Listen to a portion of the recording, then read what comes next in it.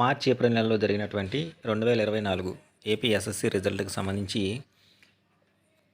ఆన్‌లైన్‌లో రీవెరిఫికేషను, రీకౌంటింగ్‌కి సంబంధించినటువంటి ప్రాసెస్ ఏదైతే ఉందో ఆ అప్లికేషన్‌ని ఎలా సబ్మిట్ చేయాలి, అట్లాగే ఫీజు ఎలా చెల్లించాలి అనే విషయం గురించి ఈరోజు వీడియోలో మనం డిస్కస్ చేసుకుందాం. ముందుగా దానికి సంబంధించినటువంటి official website bsc.ap.government.in site open చేయంగానే మనకి స్టార్టింగ్‌లోనే left hand side school wise apply reverification or recounting online application అని చెప్పేసి ఇక్కడ లెఫ్ట్ హ్యాండ్ సైడ్ ఒక నోటిఫికేషన్ కనబడుతుంది. దాని మీద మనం ప్రెస్ చేయాలి. ప్రెస్ చేసిన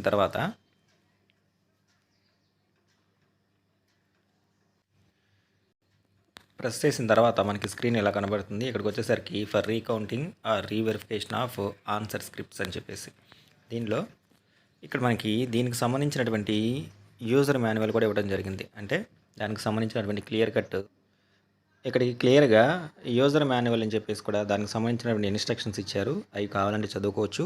ఆ తర్వాత ఇక్కడ యొక్క స్కూల్ యొక్క ఎస్ఎస్సి కోడ్ ఏదైతే ఉందో అది పాస్వర్డ్ ఏదైతే ఉందో ఆ రెండు ఎంటర్ చేసి లాగిన్ అవ్వాలి. అయితే ఇప్పుడు మనం ఏదైతే రీకౌంటింగ్ రీవెరిఫికేషన్ ప్రాసెస్ చెప్పుకుంటున్నామో ఆ ప్రాసెస్ పూర్తిగా కన్సర్న్ స్కూల్ యొక్క లాగిన్లో మాత్రమే చేయడం కుదురుతుంది. ఎవరికాళ్ళకి ఇండివిజువల్ లాగిన్ కుదరదు. లాగిన్ ఆప్షన్ ప్రెస్ చేసిన తర్వాత list of candidates from school అని చెప్పేసి స్కూల్లో ఉన్నటువంటి ఎస్ఎస్సి రాసినటువంటి స్టూడెంట్స్ ఎవరైతే ఉన్నారో వాళ్ళందరి యొక్క నేమ్స్ మనకి ఇక్కడ డిస్ప్లే అవుతూ ఉంటాయి.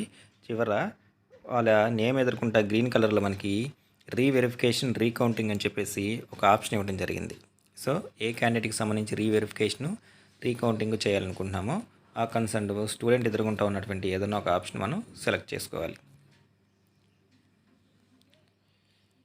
సెలెక్ట్ చేసుకున్న తర్వాత మనకి కింద స్టూడెంట్ ఇన్ఫర్మేషన్ అని చెప్పేసి స్టూడెంట్కి సంబంధించినటువంటి ఇన్ఫర్మేషన్ మొత్తం కూడా మనకి అక్కడ రావడం జరుగుతుంది. ఆ తర్వాత నెక్స్ట్ వచ్చేసరికి mobile number of the student or పేరెంట్కి సంబంధించినటువంటి మొబైల్ నెంబర్ ఇవ్వాలి. Next email ID of student or పేరెంట్కి కానీ స్టూడెంట్కి కానీ ఉన్నటువంటి మీ ఈమెయిల్ ఐడిని మనం ఇక్కడ ఎంటర్ చేస్తాము. నెక్స్ట్ తర్వాత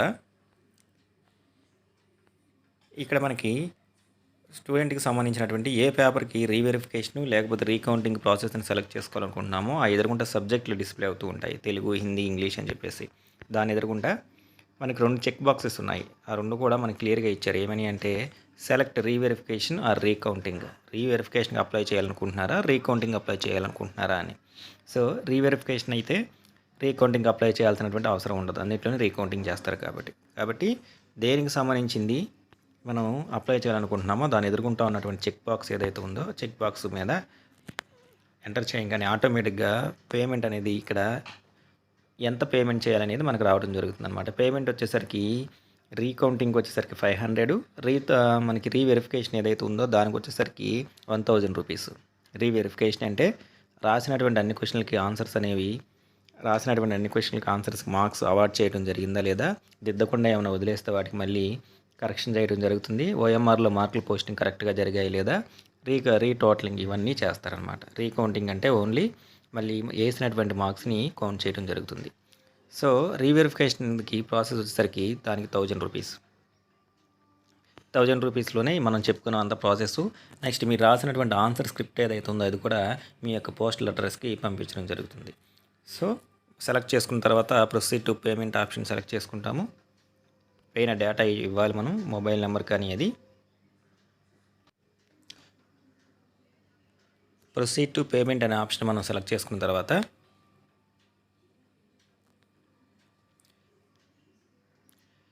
ఇక్కడ ఆన్లైన్ పేమెంట్ అని చెప్పేసి ఆప్షన్ వస్తుంది. ఈ యొక్క ఆన్లైన్ పేమెంట్ అనే ఆప్షన్ సెలెక్ట్ చేసుకోవాలి. దాంట్లో వచ్చేసరికి రెండు రకాలు, ఒకటి డెబిట్ కార్డ్స్, నెట్ బ్యాంకింగ్స్ ఏవైతే ఉన్నాయో వాటితో పేమెంట్ చేసుకోవచ్చు. లేకపోతే పేయూ అనే ఆప్షన్ ఏదైతే ఉందో దాని ద్వారా కూడా మనం పేమెంట్ చేసుకోవచ్చు. దేని ద్వారా ఎంత మనకి ఛార్జెస్ పడతాయో క్రెడిట్ కార్డ్ అయితే మనకి ఇక్కడ ఆల్రెడీ చెప్తుంది. నెక్స్ట్ యూపీఐ పేమెంట్స్ అయితే నిల్ అని చెప్పేసి, నెక్స్ట్ ఎస్బీఐకి సంబంధించిన డెబిట్ కార్డ్స్ కానీ అదర్ బ్యాంక్ డెబిట్ కార్డ్స్ కానీ నిల్ అని చెప్పేసి క్రెడిట్ కార్డ్స్కి మనకి ఛార్జెస్ కనపడుతూ ఉన్నాయి. సో ఎస్బీఐ అనే ఆప్షన్ సెలెక్ట్ చేసుకుంటే ఇక్కడ మనకి మరి దీంట్లో net banking, other banking net banking, debit cards, other banking debit cards, credit cards అని చెప్పేసి ఉన్నాయి. లేకపోతే ఎటువంటి ఛార్జెస్ లేనటువంటి యూపీఐ ఆప్షన్ ఏదైతే ఉందో దాన్ని కూడా సెలెక్ట్ చేసుకోవచ్చు. యూపీఐ ఆప్షన్లో మనకి డీటెయిల్స్ అన్నీ వస్తాయి. వాటిని సెలెక్ట్ చేసుకుని క్యూఆర్ కోడ్ ద్వారానైనా మీరు పేమెంట్ చేయొచ్చు, లేదా యూపీఐ ఐడి ఏదైతే ఉందో ఇది సెలెక్ట్ చేసుకుంటే మీరు యూపీఐ ఐడి ఎంటర్ చేసి పేమెంట్ చేయాల్సి ఉంటుంది. లేదా క్యూఆర్ కోడ్ సెలెక్ట్ చేసుకుంటే కన్ఫర్మ్ చేస్తే ఇక్కడ క్యూఆర్ కోడ్ అనేది డిస్ప్లే అవుతుంది. దాన్ని పేమెంట్ 3 minutes లోపు పేమెంట్ అనేది క్యూఆర్ కోడ్కి మనం దాన్ని స్కాన్ చేసి పేమెంట్ అనేది చేయాల్సి ఉంటుంది అనమాట. సో ఇక్కడ వచ్చిన క్యూఆర్ కోడ్ ఏదైతే ఉందో ఈ విధంగా ముందుగా మనం పేమెంట్ చేయాలి. పేమెంట్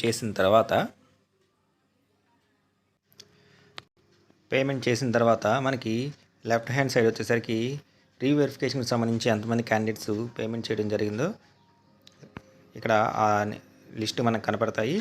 నెక్స్ట్ తర్వాత రీకౌంటింగ్ పెయిడ్ క్యాండిడేట్ లిస్ట్ అనగానే ఇక్కడ ఎంతమంది అయితే రీకౌంటింగ్కి అప్లై చేస్తారో వాళ్ళ యొక్క లిస్ట్ కనబడుతుంది. నెక్స్ట్ అట్లాగే స్కూల్ డాష్ బోర్డ్ అనగానే స్కూల్కి సంబంధించిన డాష్ బోర్డ్ అనేది ఓపెన్ అవుతుంది అనమాట. సో ఈ విధంగా ఎవరైతే రీవెరిఫికేషన్కి రీకౌంటింగ్ అప్లై చేయాలనుకుంటున్నారో వాళ్ళు ఎస్ఎస్సి సంబంధించి bsc.ap.government.in ఈ సైట్లో స్కూల్ యొక్క లాగిన్ క్రెడెన్షియల్స్ ఏవైతే ఉన్నాయో వాటి ద్వారా లాగిన్ అయ్యి రీవెరిఫికేషను నెక్స్ట్ రీకౌంటింగ్కి ఫీ పేమెంట్ అనేది చేయొచ్చు.